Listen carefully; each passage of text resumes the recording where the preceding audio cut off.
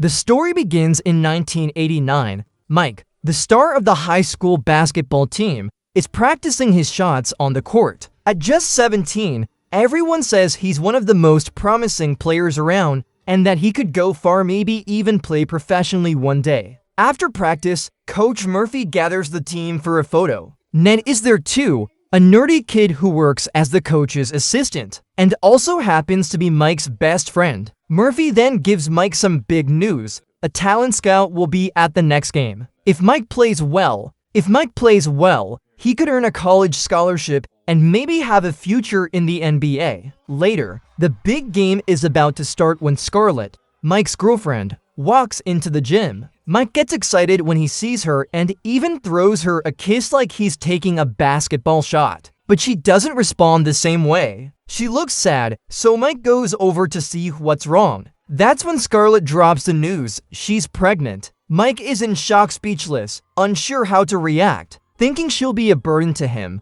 Scarlett walks out of the gym just as the game begins. But Mike can't keep playing as if nothing happened. He runs out into the hallway and catches up to her. He tells her he won't leave her alone and promises that everything will be okay, that he'll take care of her and the baby. And with that, he gives up all his dreams on the spot. 20 years later, Mike is 37, his marriage with Scarlett is practically broken, and they're in the middle of a divorce. As if that weren't enough, he has to stay for a few days at the house of his old friend Ned ever since he gave up his dream. He's felt like his life lost its direction, and that frustration ended up falling on his wife and kids. Even so, Mike tries to focus on his job and believes he might finally be getting a promotion. But during the meeting where the new director is announced, his boss chooses Wendy, a new employee, leaving Mike completely disappointed. Angry, he confronts him, but the boss is on a phone call. Mike loses his patience,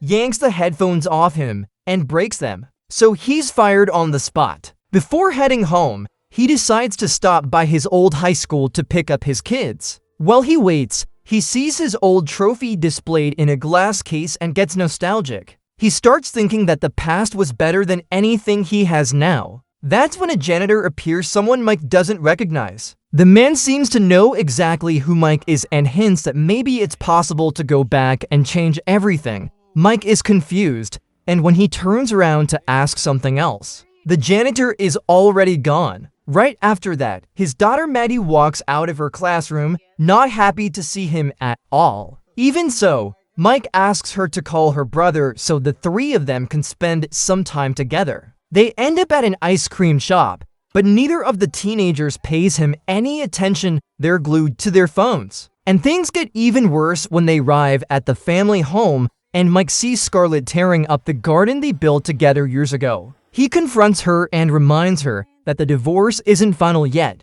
that there are still 2 weeks left. But Scarlett explains that she's remodeling the place to start her landscaping business. Despite the tension, it's clear she still cares about him, and she admits she never wanted things to reach this point. Mike also confesses that he's not happy with the life he ended up living. He even says he sometimes regrets giving up basketball for her, and that hurts her even more. Scarlett goes inside with Naomi, her best friend, just as a heavy rainstorm begins. On his way back, Mike sees a man standing on a bridge, about to jump. He runs to stop him, but when he looks down at the river, he sees a huge whirlpool below. Even stranger, his own reflection appears in the water, but much younger. Confused, Mike steps closer, loses his balance, and falls straight into the whirlpool. The next morning, he shows up at Ned's house completely covered in mud. He heads into the bathroom to clean himself up, and when he looks in the mirror, he screams in shock. He's 17 years old again. Ned hears the scream, assumes there's an intruder, and charges out with his collection of medieval weapons to attack him. Mike dodges Ned's swings with ease, and Ned ends up tumbling down the stairs. Mike runs to help him and tries to explain what happened, but Ned, still in full defense mode, pulls the rug out from under him and knocks him to the floor, then rushes off to grab another medieval weapon. Mike gets ready too. He grabs a lightsaber. Ned grabs another one, and the two end up having an epic duel right in the middle of the living room. Mike knocks Ned down, but Ned counters by grabbing a picture frame as a weapon. It's an old photo, Ned and Mike when they were young. The moment he notices how identical this new kid looks, Ned finally realizes the truth. Yes, it's his best friend, just in his 17-year-old form. After the chaos settles, they sit down to talk and try to understand what on earth just happened. With all his nerd mythology knowledge, Ned throws out a theory. Mike is living the hero's journey. To move forward, he needs to face trials and find his spiritual guide. That's when Mike remembers the mysterious janitor from the school. The two go back to the campus, but no one seems to know anything about that man. Growing desperate, Mike notices a trail of water in a hallway and follows it, thinking it'll lead him to the janitor. But all he finds is a bucket with a bunch of mops lying on the floor. In the end, he opens the doors to the gym and sees several students practicing their shots. As he watches them, Mike comes to a realization. This transformation is his second chance, the perfect moment to start over. Determined, he decides he wants to return to high school and chase his dream of playing basketball. But now as just another student. So Ned pretends to be his father to enroll him, and Mike adopts the name Mark. When they arrive in the principal's office, Ned immediately falls head over heels for Jane, the principal. He tries to impress her with bizarre quotes and strange poses, only managing to make things more awkward. Mark asks him to calm down and explains to Jane that he wants to enroll. Luckily for him, Jane believes the whole story and accepts Mark as the school's newest student. Then Ned takes him to the mall to buy him modern clothes. The next day, Mark arrives at the school in Ned's car, looking like a total cool kid. Everyone stares, especially the girls, and he feels amazing with his new image. But at that exact moment, his phone rings.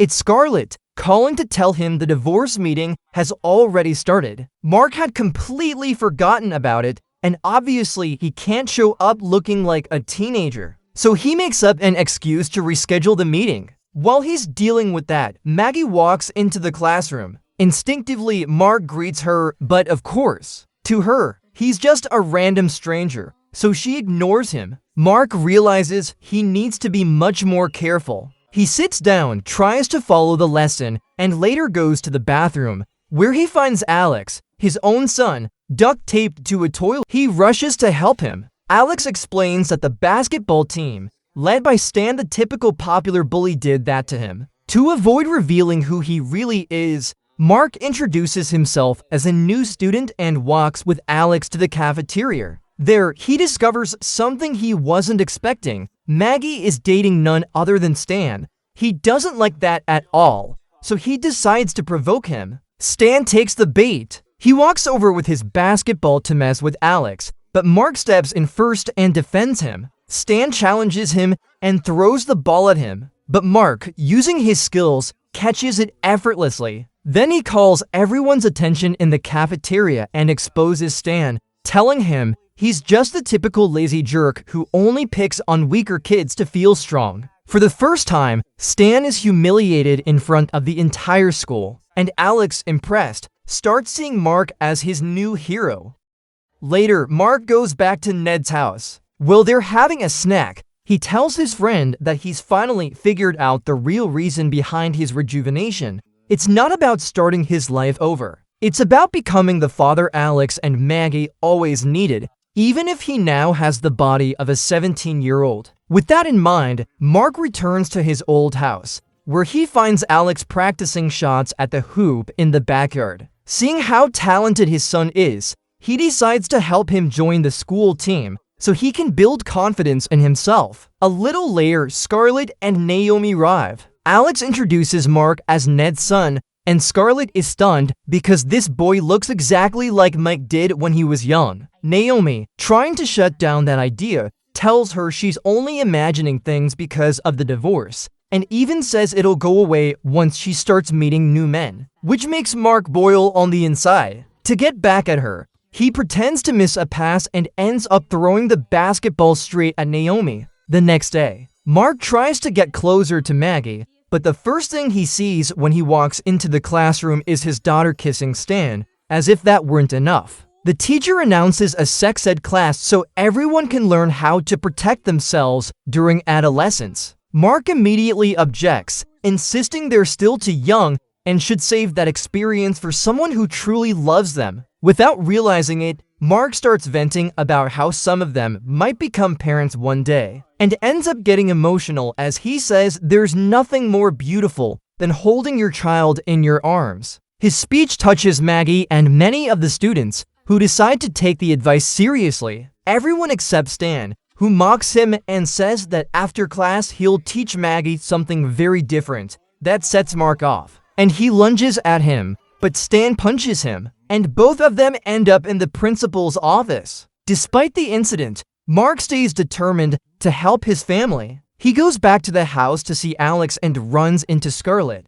who's still surprised at how much this young man looks like the Mike she knew in high school. She invites him to see her new project. She's redesigning the garden for her upcoming landscaping business. Mark sees an opportunity to get closer to his family and offers to help. Scarlett refuses at first, thinking the boy might be interested in her, but Mark quickly makes up a story about needing extra hours for school credit. With that, she agrees. Over the next few days, Mark works on the garden, helps Alex with basketball, and interrupts every date he can between Maggie and Stan. The plan works. Alex improves a lot and finally makes the team. He rushes to tell Scarlett, who proudly hugs him. Mark, without thinking, hugs Alex too, and the situation becomes extremely awkward. To smooth things over, Scarlett changes the subject and takes them outside to show them a surprise. The garden is completely finished. Mark is amazed. Alex congratulates his mom and goes off to practice,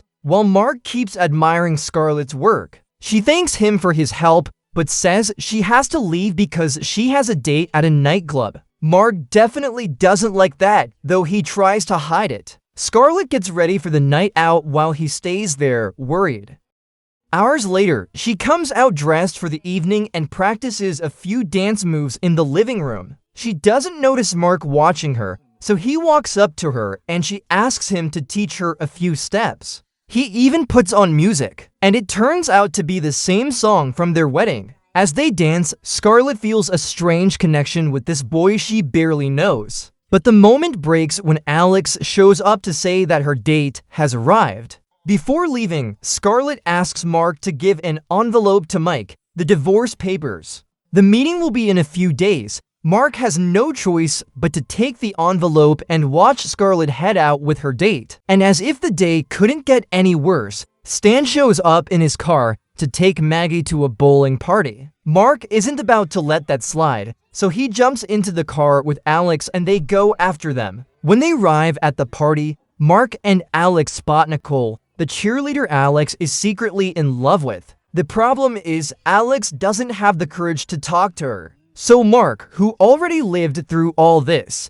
tells him not to waste the opportunity, because he knows very well what it's like to lose the girl you love. Without realizing that Mark is talking about his mom, Alex takes a deep breath, gathers his courage, and walks over to Nicole. Meanwhile, Mark finds Maggie in another room and tries to understand why she's dating someone like Stan. She tells him that he's not as bad as he seems and that, in fact, they're planning to move in together soon. As if that weren't enough, she also confesses she's thinking of skipping college to stay close to him. That's too much for Mark, who loses his patience and scolds her, telling her that's never going to happen. Maggie, confused by the guy's behavior, says he's not her father and has no right to tell her what to do, then walks away. The talk with Maggie goes terribly, and Alex isn't doing much better. Nervous, he starts talking about random nonsense in front of Nicole. Even so, she seems interested in him. But just when things finally start going somewhere, Alex steps on a decorative candle and his pants catch fire. Embarrassed, he runs to the bathroom to put out the flames and texts Mark. They need to leave right now. The next day is Alex's debut game with the team. Scarlett is in the bleachers with her new boyfriend, which puts Mark in a terrible mood. But he has to focus. This is Alex's big day. The game starts off badly. They're down by 5 points. Mark decides to get serious and does everything he can to turn it around. He manages to cut the difference, but with only 20 seconds left, the defense shuts him down. The coach yells at him to pass the ball to Stan, but Mark chooses to pass it to Alex instead. Alex shoots and scores a three-pointer. The entire gym explodes in celebration. Everyone cheers and Nicole, thrilled, runs to hug Alex, leaving him completely stunned. Meanwhile, outside the stadium, Principal Jane runs into Ned again. She tries to ignore him, but he apologizes for his past behavior and asks her out to dinner. He insists so much that Jane finally agrees. They get into Ned's car and head to a restaurant. At the same time, Mark and Alex walk out of the gym. Alex is still excited and tells Mark about Nicole's hug. Mark is happy for him, and when he sees Ned driving off with Jane, he decides to boost Alex's mood even more. He announces they're throwing a party at his house, but he doesn't see Maggie anywhere, so he goes to look for her. He finds her alone, crying in the stadium. He goes up to her and she tells him Stan broke up with her. Even though Mark thinks that's great news, he comforts her and invites her to the party to cheer her up. Later, the entire school shows up at Ned's mansion without Ned having the slightest idea that Mark planned a party there. Meanwhile, Ned is at a fancy restaurant trying to impress Jane, with very little success. Feeling defeated, Ned decides to be honest. He admits he's a nerd, that he's terrible with people, and that he spent a fortune on a replica of Gandalf the Grey's staff from the Two Towers. Jane corrects him. In that movie, Gandalf was already the White Wizard. That changes everything. Ned realizes Jane is a nerd too, and the two end up connecting like true soulmates. Back at the party, Alex is chatting with Nicole. From across the room, Mark notices Stan trying to get back together with Maggie. She wants nothing to do with him, but Stan keeps pushing. Mark steps in and orders him to leave the house. Stan refuses and even insults Maggie. That's too much. Mark tries to punch him, but Stan dodges and knocks him to the floor with a punch of his own. Mark wakes up in the room where Maggie left him to rest. She thanks him for standing up for her, but reminds him that Ned is about to return, so they need to end the party immediately. Mark tries to get everyone out as fast as he can, but suddenly Scarlett shows up looking for her kids. He walks up to her and assures her that Maggie is fine. In fact, she finally ended her toxic relationship and that Alex finally had the courage to talk to the girl he likes. To prove it, he takes her to the balcony where they both see Alex confessing his feelings to Nicole and getting a kiss in return. Scarlett gets emotional when she sees her son so happy and thanks Mark for everything he's done. But Mark, acting on impulse, kisses her. Scarlett is completely confused and slaps him. Mark tries to stop her, saying that he's Mike, her ex-husband. She, of course, thinks he's crazy and walks away. To make things worse, Maggie and her friends saw everything from inside and they also give poor Mark another slap. And just when it seems things can't get any worse, Ned and Jane show up.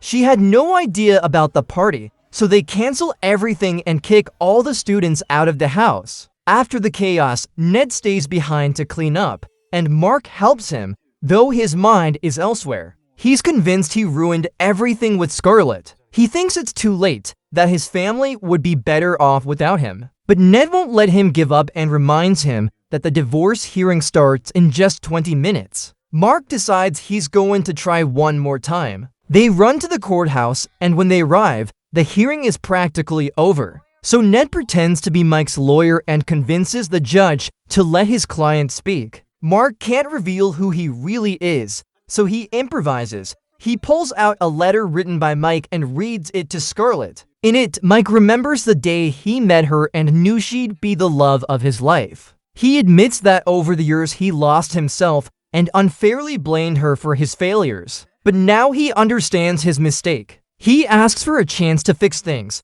and if that's not possible, he simply wishes for her and their kids to be happy. Mark gets emotional with his own words, leaves the letter on the table, and walks away. Scarlett rushes to pick it up, only to find that it's just a piece of paper full of random notes. Everything Mark said came from the heart in that moment, and even though his story about being Mike sounds ridiculous, something inside her tells her it might be true. So she asks the judge to postpone the hearing. Another day passes. Mark tries to accept that maybe his marriage is over. He decides to focus on basketball and goes to the next game. The coach tells him that his scout will be watching, just like years ago, so if he plays well, he could get another shot at the sport. While warming up, Mark sees Scarlett and Maggie arrive in the stands with Alex right before the game starts. He gives Scarlett that same gesture he used to make when they were dating, a basketball kiss. She recognizes it immediately, and that's when she realizes that this young man really is Mike. Scarlett stands up,